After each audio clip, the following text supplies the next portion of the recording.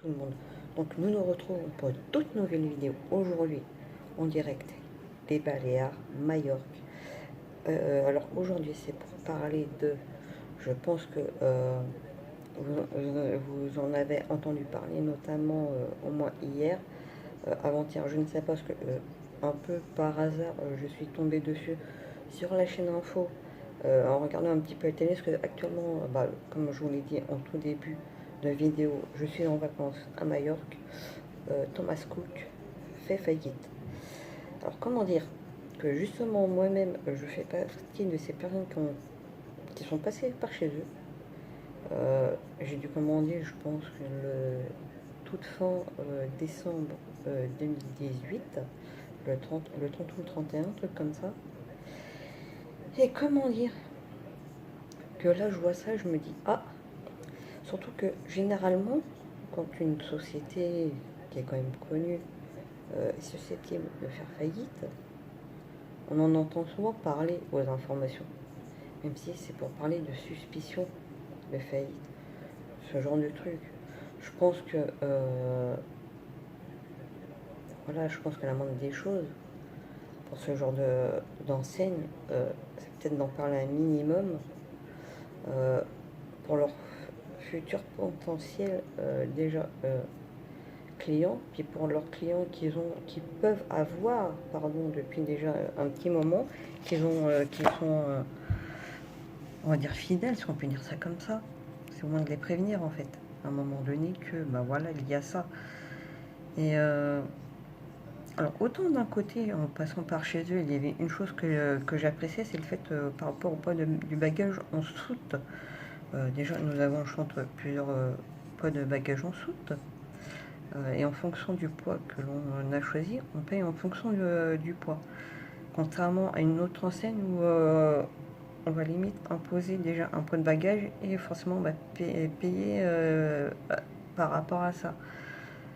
Sachant que moi généralement quand je pars pour à peu près une semaine voire 10 jours, j'ai pas besoin d'avoir 20 ou 23 kilos de bagages qui me vont en dessous. Vous voyez ce que je veux dire? Sachant que souvent, selon la compagnie aérienne, on a le droit entre 5 et 10 kilos en bagage cabine, par personne bien sûr. Donc moi souvent, 10 voire 15 kilos en bagage en dessous me suffit largement. Là, pour l'aller, ma valise ne faisait que 8 kilos, donc logiquement elle est censée faire à peu près le même poids au retour. Alors pourquoi prendre 15 kilos? J'aurais pu prendre 10, voire limite qu'un bagage cabine. Alors comment dire? Euh, j'ai voulu prendre ça vraiment au cas où. Euh, Parce que je me suis dit, si jamais par exemple je prends 9 kilos, parce qu'on a bien un petit appareil à la maison, portatif, pour peser le poids du bagage, mais cela reste quand même à peu près approximatif.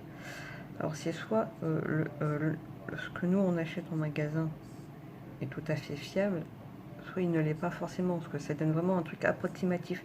Parce qu'en pesant à la maison, le bagage faisait 7,2 kg ou 7,4 kg. Arrivé à l'aéroport d'Orly, on faisait 8. Comment ça se fait? Ma valise, elle a grossi entre-temps. Bref. En plus, le truc qui est un petit peu chiant aussi avec la compagnie avec laquelle ils vous font partir, c'est que, bon déjà c'est uniquement la veille, 30 heures avant, qu'on peut s'enregistrer en ligne, au moins pour choisir, parce que quand on s'enregistre en ligne pour les billets de voyage, d'avion, pardon, c'est plus pour nous permettre à nous de pouvoir choisir la place que l'on souhaite. Moi personnellement, de la choisir ou pas, je m'en fous un petit peu. C'est pas forcément le plus important du moment que j'ai une place dans l'avion. Vous voyez ce que je veux dire ou pas? Après, si on peut choisir, tant mieux. Ça passait pas. Le mail, je ne l'ai jamais reçu. Et quand je demandais à la compagnie aérienne pourquoi je n'ai jamais reçu le mail, pour que je puisse aller m'inscrire, on me disait que le mail avait été envoyé à un autre truc. Pourquoi leur envoyer un autre truc alors que c'est censé être à moi, à mon email, qu'on est censé l'envoyer en fait? Vous voyez ce que je veux dire ou pas? Bon, ça va, au comptoir d'enregistrement, ils vont font le billet, il n'y a pas de souci. Mais bon, c'est juste un petit peu chiant, quoi. Et là, il y a un truc très désagréable, par contre, avec Thomas Cook, c'est que on a beau leur envoyer des messages privés. qu'importe le réseau social que l'on utilise, ils ne répondent jamais. J'ai tenté par Facebook, avant de partir, Facebook, Messenger. Là, j'ai même tenté Instagram. Comment dire? Non, ça répond pas. C'est vraiment le truc très agaçant. Alors ça va, j'ai quand même demandé à une agence Thomas Cook située près de chez moi pour savoir comment ça se passe. Alors logiquement, j'ai cru comprendre que comme c'était en zone européenne, il n'y avait pas forcément de problème particulier en cas éventuel de rapatriement. Donc du coup, si on doit partir plus tôt, c'est uniquement là où ça peut poser problème, c'est si on prend hors la zone hors Union européenne. Mais bon, c'est ça le truc, c'est là pour moi ma petite inquiétude, c'est de savoir si je vais bien avoir mon avion pour samedi, quitte à ce que je l'ai la veille, limite je m'en fous un petit peu, mais c'est voilà, c'est juste le truc qui est plus que dommage, c'est qu'on paye un certain prix et au final on n'est pas sûr de pouvoir faire le voyage jusqu'au bout. Vous voyez ce que je veux dire ou pas?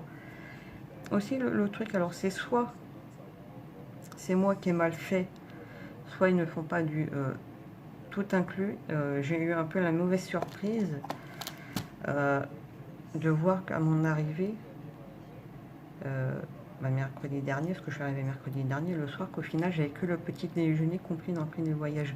Alors, je ne dis pas que c'est leur faute, alors c'est vraiment soit c'est moi qui ai mal lu, mal vu, j'ai réservé pensant que c'était en tout inclus, mais non, donc en gros, j'ai payé 929,69 € pour juste avoir le petit déjeuner.